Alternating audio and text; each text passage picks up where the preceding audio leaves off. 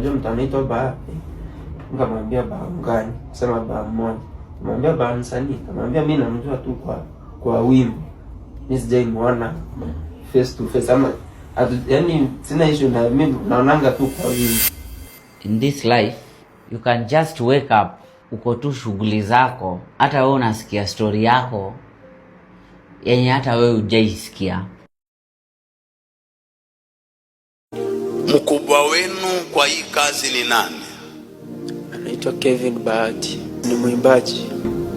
Mimi sijaimuona. Hicho kikundi kinaua watu? Ndio. At first vile nimemuona nimeshangaa, huyu mtu nishaimsikia wapi? Imekuja to my attention, he woke up one of the mornings akasema ametumwa kwa abduct watoto wangu. Kwa majina anaitwa Finlay Nyakundi. Where do you come from? Kisi Sumeka. Tukapatana na huyo bosi, ni madam fulani hivi. Alikuwa na Benz. Niambia kazi yangu, mimi nachukuanga watoto wadogo hivi.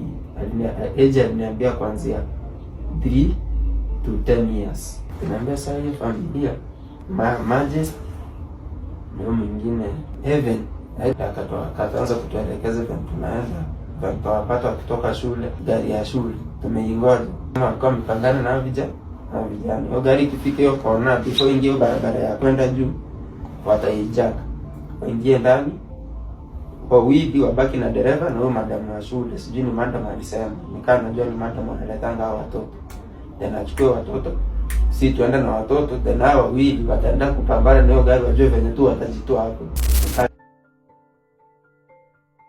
I was really shocked, really terrified, because huyu kijana alikuwa anaongea vile leo ndio wana abduct, and they had to send almost 6 police officers with the DCI to go and trace my kids' school bus from school hadi home.